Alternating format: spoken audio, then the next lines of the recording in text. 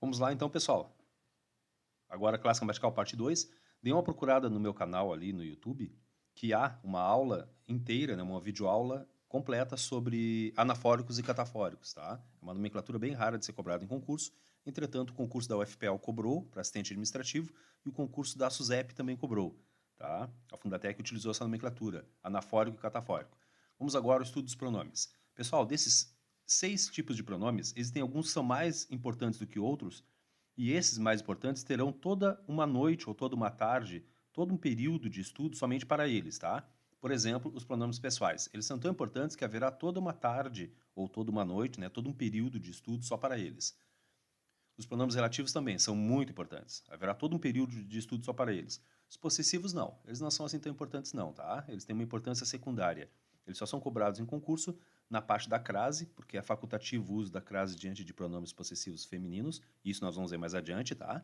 E também para identificar a qual palavra o pronome possessivo tal na linha tal do texto se refere, né? A palavra sua na linha tal do texto está se referindo à palavra soldado, né? O soldado e sua baioneta, né? Por exemplo. Mas isso aí nós vamos ver na parte de interpretação, ok? Pronomes demonstrativos também há uma videoaula no canal sobre o uso deles, muito importantes. Pronomes interrogativos, importância secundária. É interessante vocês saberem quais são, tá? O que te fizeram? Isso é um pronome interrogativo. Qual o teu nome? Onde tu estavas? Beleza? E os pronomes indefinidos, que também têm uma importância secundária. Esse marcado em azul tem uma importância secundária. Os marcados em vermelho, uma importância primária, tá? Os indefinidos, eles são importantes por dois motivos. Primeiro, eles atraem pronome oblíquo obrigando a próclise, isso aí nós vamos ver lá em colocação pronominal, e diante da maioria deles não ocorre crase, tá? Eu prefiro que tu memorizes o seguinte, tu tens de decorar esses aqui. Alguém, ninguém, tudo, todo ou toda, qualquer, cada, algum e nenhum.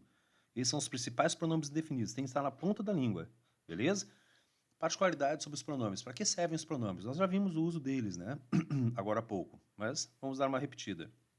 Eles servem para evitar a repetição de um termo, né? Por exemplo, e o diabo, levando Jesus a um alto monte, mostrou a Jesus no momento de tempo todos os reinos do mundo. E disse o diabo a Jesus: darei a Jesus todo este poder e a sua glória, porque ao diabo foi entregue e dou este poder e a sua glória a quem quero.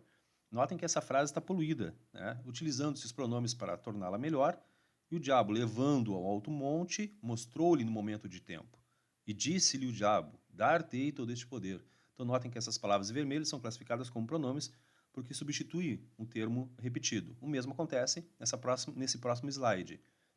Nós temos aqui a palavra Paulo bastante repetida, como vocês podem ler. Deem uma pausa no vídeo e leiam. E agora nós temos, né, com as palavras que estavam repetidas, agora substituídas pelos pronomes. Este é o papel do pronome. Ele serve para substituir um termo, um nome, né, ou acompanhá-lo, certo? Agora vem a parte mais importante do estudo gramático, né, do estudo da classe gramatical, o advérbio. Pessoal, assim, ó, reitero, substantivo, artigo, substantivo e adjetivo são muito importantes. Agora, preposição e advérbio são os mais, tá? Tem que estar na ponta da língua. O que é o advérbio? O advérbio é uma classe gramatical que serve para modificar um verbo, um adjetivo e outro advérbio. Particularmente, eu não gosto muito deste termo modificar, porque o aluno, quando ouve essa palavra, pensa assim, ó, o advérbio modifica um verbo? Será que ele transforma um verbo? Na realidade, ele modifica o sentido expresso pelo verbo, ele acrescenta uma informação ao sentido geralmente expresso pelo verbo, tá? Por exemplo, se eu disser assim, ó, eu comprei um livro, eu posso acrescentar uma informação adicional ao sentido expresso pelo verbo. Eu comprei um livro na vanguarda. Então, esse na vanguarda é um adjunto adverbial. Daqui a pouco nós vamos ver o que é o adjunto adverbial, tá? Na vanguarda é um advérbio que está modificando o sentido original. Eu comprei um livro e agora eu comprei um livro na vanguarda. Eu comprei na vanguarda.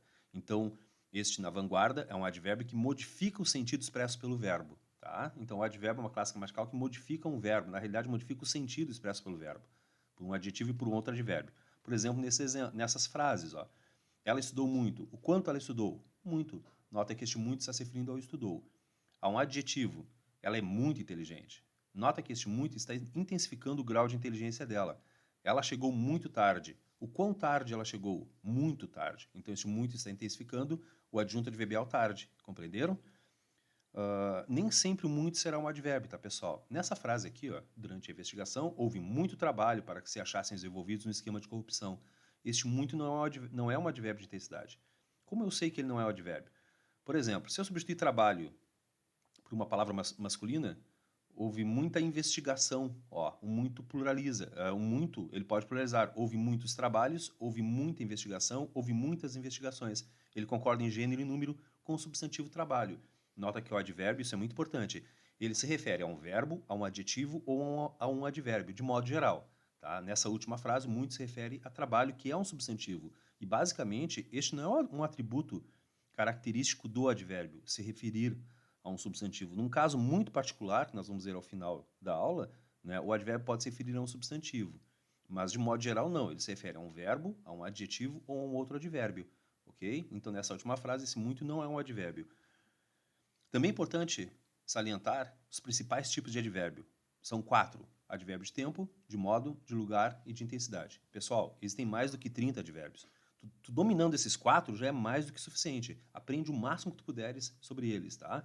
Uma outra informação. O advérbio também é chamado de circunstância. Em vez de eu falar advérbio de tempo, eu posso falar circunstância de tempo. Advérbio de modo, circunstância de modo. E assim por diante, tá? Quem utiliza essa nomenclatura circunstância é o CESP. Advérbio ou circunstância de tempo. Como é que eu faço? Como eu procedo para identificar o advérbio de tempo? É só fazer a pergunta quando. Feita a pergunta quando e obtida a resposta, eu estarei diante de um advérbio de tempo, ok? Por exemplo, a secretária chegou cedo. Quando a secretária chegou? Cedo. Advérbio de tempo. A secretária chegou de manhã. Quando a secretária chegou? De manhã. Temos agora uma locução adverbial de tempo. Lembra da locução? 2 ou mais palavras? Muito importante no âmbito da locução, do advérbio, tá? Advérbio circunstância de lugar. Vai responder a pergunta onde. Por exemplo, as respostas estão aqui. Onde estão as respostas? Aqui. Advérbio de lugar. As respostas estão na gaveta. Onde estão as respostas? Na gaveta. Locução adverbial de lugar. Advérbio de modo. Responderá a pergunta como. Ela saiu rapidamente. Como ela saiu? Rapidamente. Advérbio de modo. Ele saiu a pé. Como ele saiu? A pé. Locução adverbial de modo. Lembra da locução adverbial? 2 ou mais palavras que equivalem a uma determinada classe gramatical. No caso da locução adverbial, 2 ou mais palavras que equivalem a um advérbio. Beleza? Advérbio ou circunstância de intensidade. Responderá a pergunta quanto.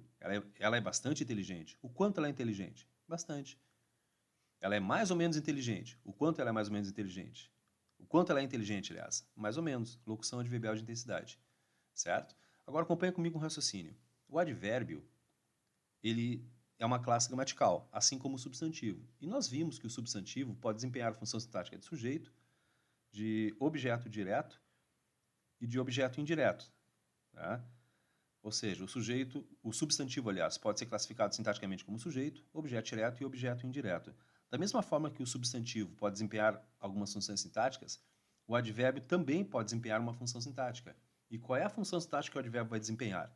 Acompanha comigo o raciocínio. Muito importante essa informação, tá? Ela chegou cedo. Quando ela chegou? Cedo. Advérbio de tempo. Ela chegou de manhã. Quando ela chegou? De manhã. Locução adverbial de tempo. Certo? Se eu pedisse a função sintática para vocês, classe gramatical, advérbio ou locução adverbial. E a função sintática? Adjunto adverbial. Ou circunstância também, tá? Que é a nomenclatura usual usada pelo CESP. Entenderam, pessoal? Certo? Ouviram bem?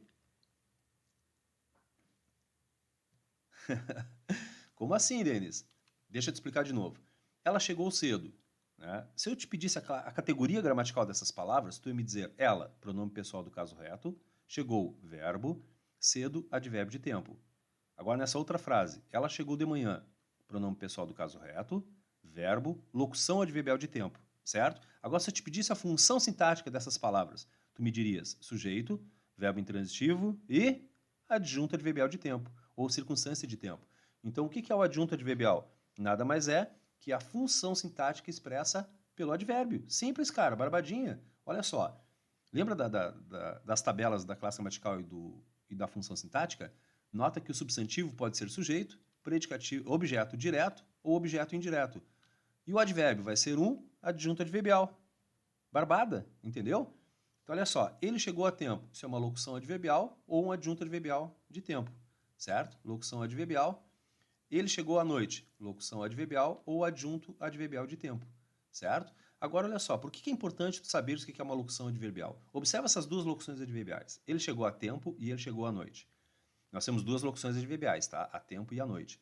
Só que a diferença entre a tempo e a noite é que o a tempo é uma locução adverbial de base masculina, ou seja, o núcleo dessa locução adverbial, que é a palavra tempo, é um substantivo masculino.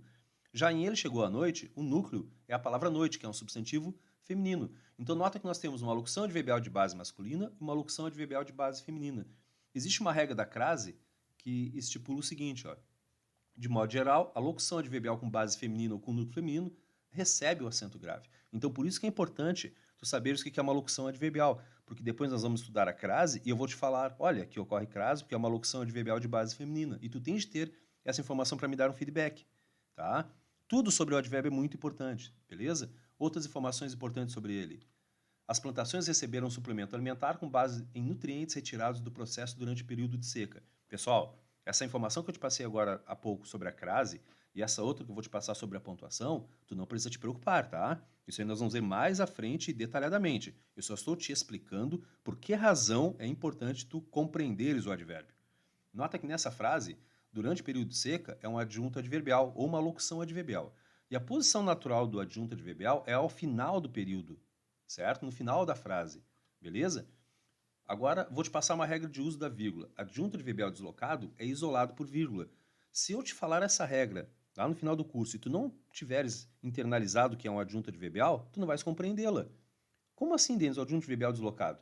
A posição natural do adjunto adverbial é ali onde ele está, ó, durante o período de seca, depois do verbo, na parte final da frase. Se eu deslocá-lo para o início da frase ou para o meio da frase, eu isolo por duas vírgulas. Ou seja, essas vírgulas são sendo utilizadas para marcar o isolamento de um adjunto adverbial. Beleza? Tranquilos? Dica importante. Em algum momento do teu estudo, tu terás dúvida acerca da classificação de uma determinada expressão.